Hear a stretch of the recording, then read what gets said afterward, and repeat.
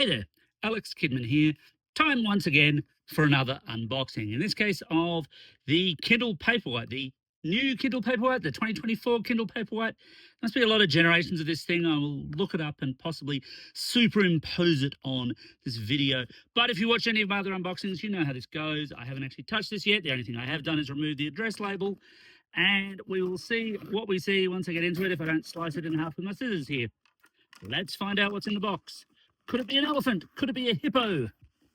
Could it be... It's Kindle Paperwhite. I mean, that's not entirely surprising. Not too much packaging from Amazon there. I'll give them a little bit of a pass on that. It's actually nice and thin. Don't mind that. The whole story with the new one is that it's meant to have faster page turning and it's meant to have about a 3-month battery life, which is going to be a real sod to test. Might be a little while before this review shows up, folks, but we'll see how we go. That looks like we've got a tear strip just there, which has been torn. Well, that satisfying tear strip noise, if that's what you care about. And then we have the actual device itself. It feels like that paper that should be mostly recyclable. I certainly hope it is. And then the Paperwhite itself. Yeah, it's nice in the hand.